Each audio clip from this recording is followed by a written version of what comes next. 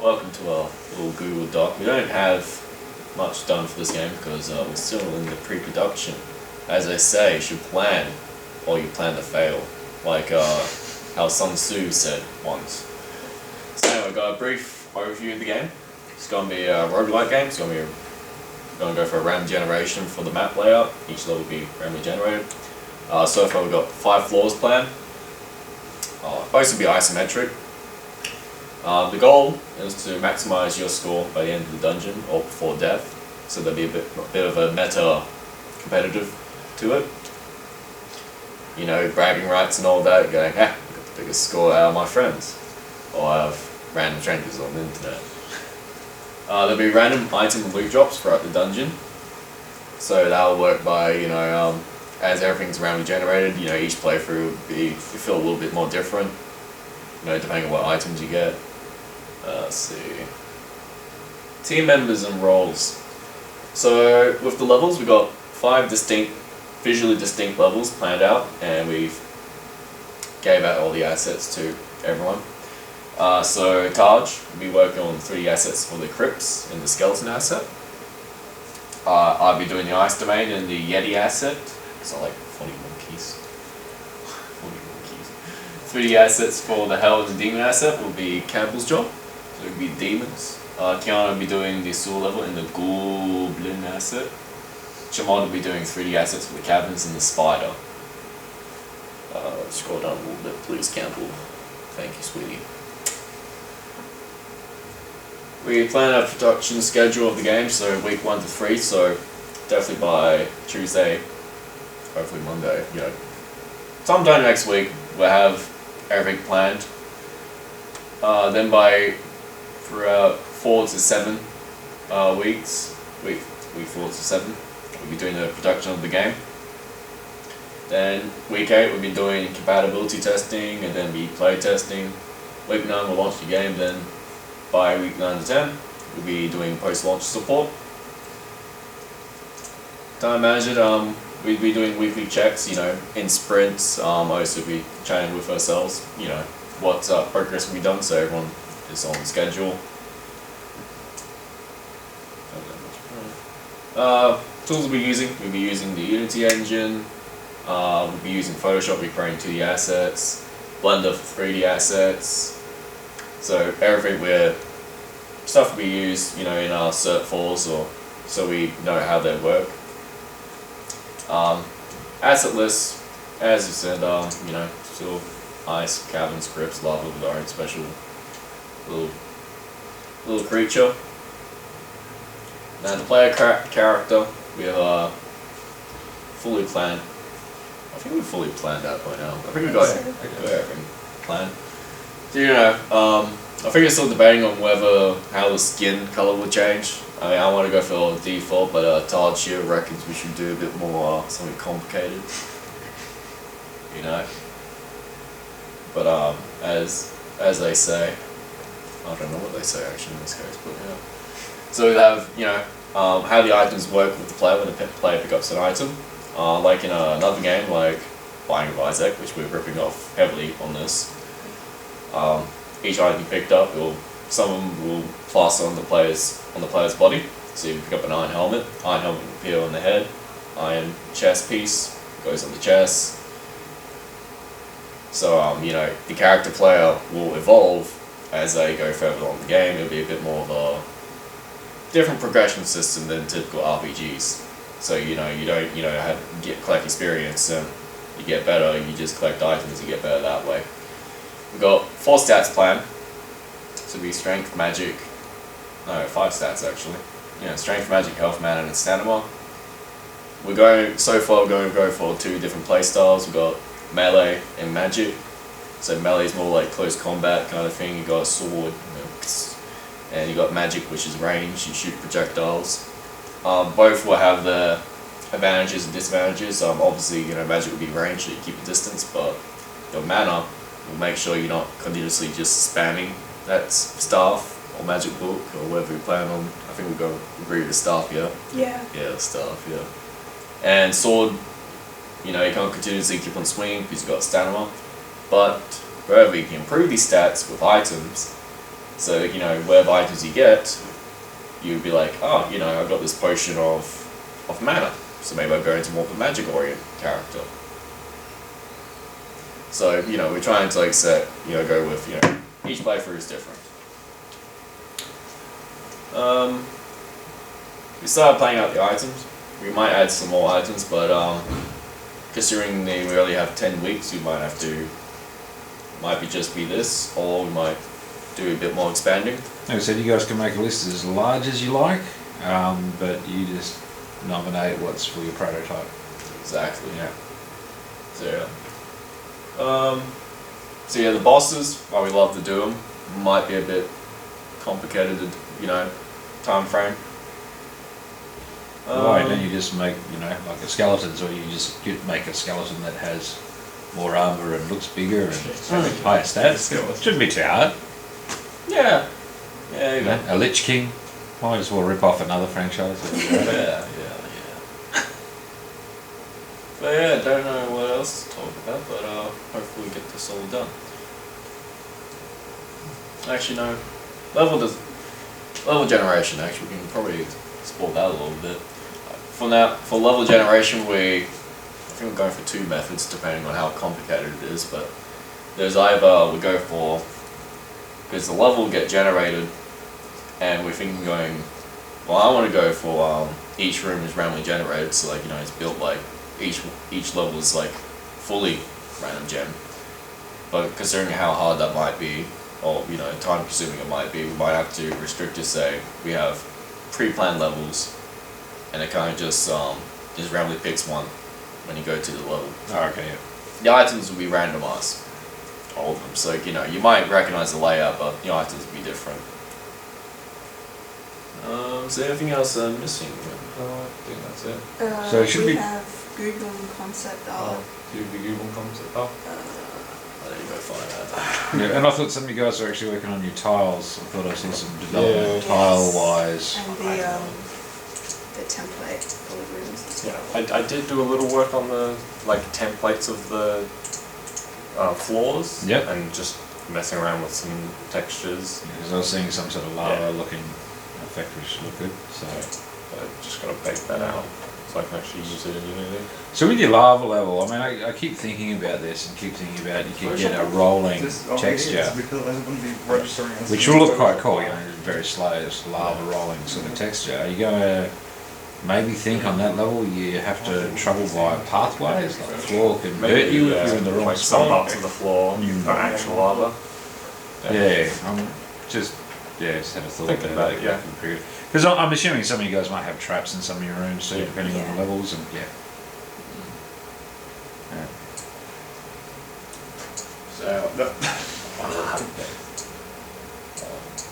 beginning of the HUD design.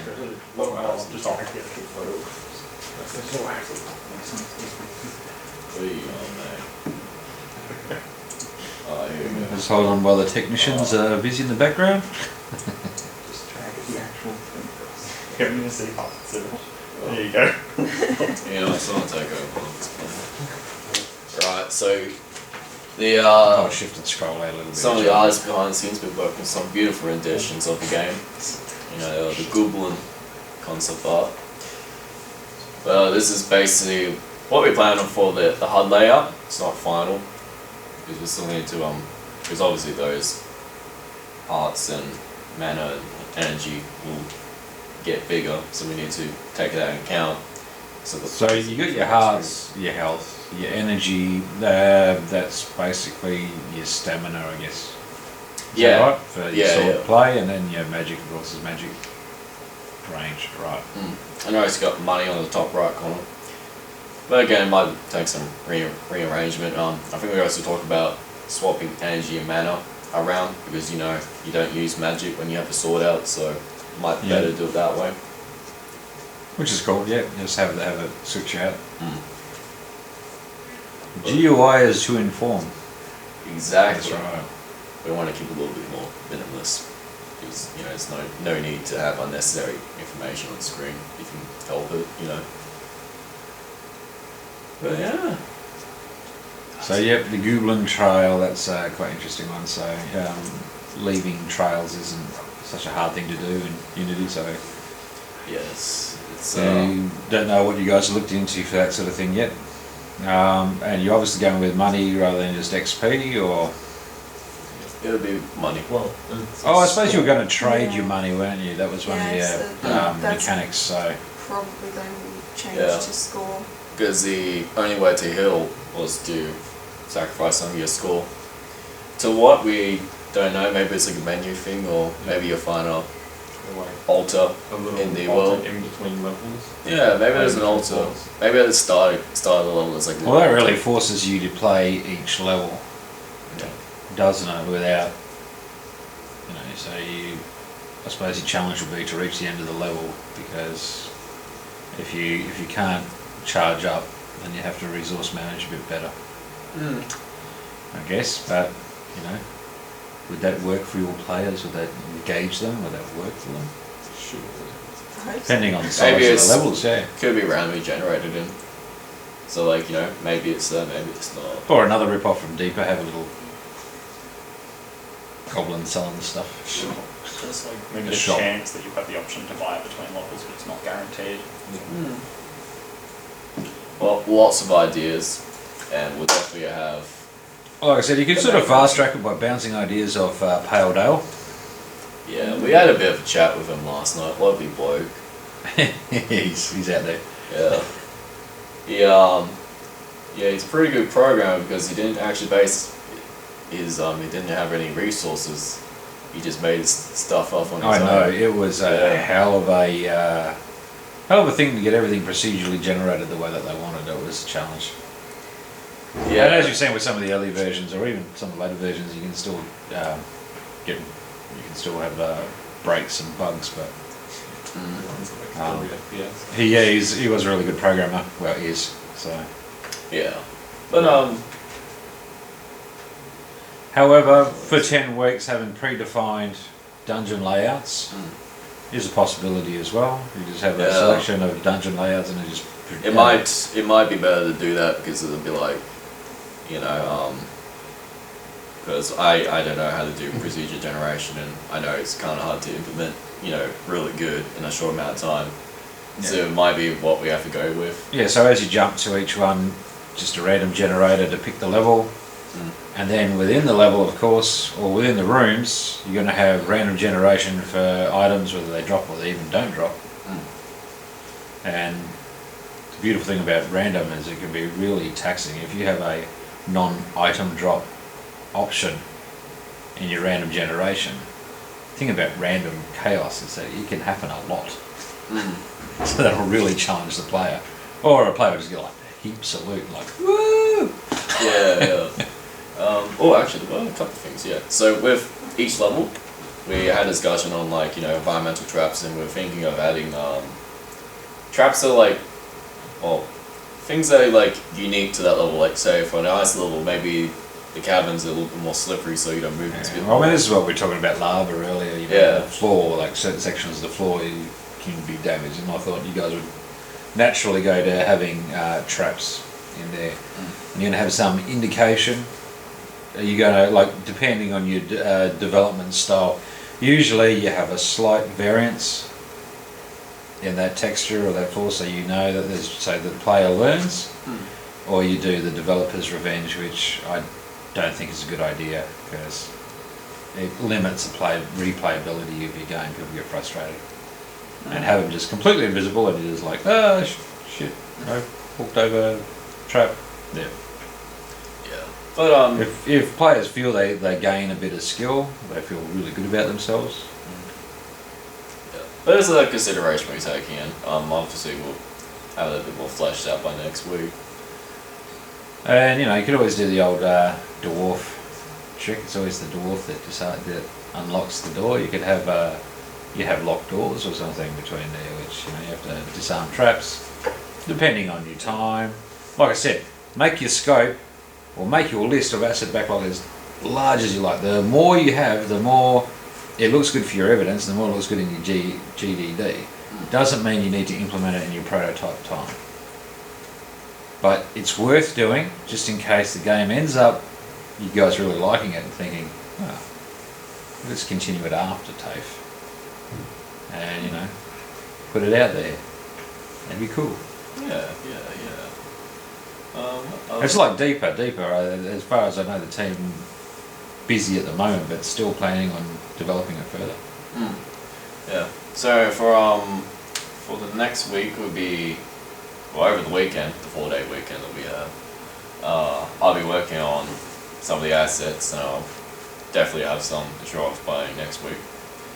I'll be doing the Gooblin, probably getting a model sorted for that. Maybe Nice. some, if I probably will have time, get the texturing and do some assets for the sewer room as well. You're gonna make the Gooblin. I just getting this idea of something like, I suppose a little bit like flubber. You know, sort of bouncy and stretchy and sort of see-through-ish. You know, it's a bit like a gelatinous cube in Gooblin form. Yeah. Sort of look. Not really sure how it's going to work, but yeah, you can make it really rank, I guess, with, you know, the snot aspect. Yeah, we had a discussion about sound effects. I did offer some. Kiana was a bit disgusted by it, but yeah. Maybe a student that made a poop monster. Oh yeah. Yeah, the bog demon, I think it was. It was hilarious. Came out of the toilet, attacked the player. It was, yeah, brilliant. Yeah. What about you, Taj? What have you be working on this weekend? I want to see if I can get the skeletons, or at least the start of the skeletons done. Then some, like, maybe trap models and decoration models, like aesthetic stuff for the floor. Oh, good. And you know, we're talking about particle effects and things like that, because it is part of one of the things you're doing. I could just imagine skeletons would be a shatterable thing. And I think that would be really satisfying as a player, you know, bashing skeletons until they shatter and Would like dust and stuff. because like in my previous games I worked in Serve 4, I would like it have when you defeat enemies it's a bit of animation, because I think it's a little bit lazy to just disappear.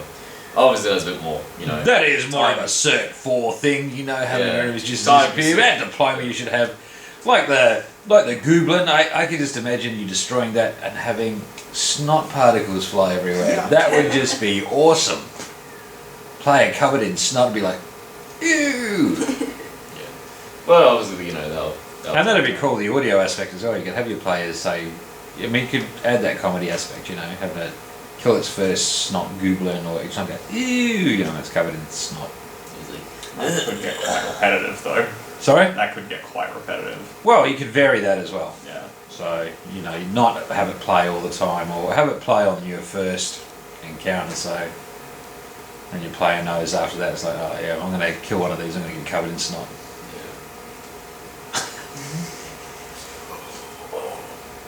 What about you, Campbell? I might work on the random, like trying to find some tutorials for random generation. Random generation. Like I said, hit up Pale Dale as well, because he managed to crack it. It took him a long time, so you might as well use expert knowledge where it is. Or you just might think, that's a bit complicated. One day I did, I might do something different. But yeah, for sure, definitely. So, yeah, perhaps we should talk about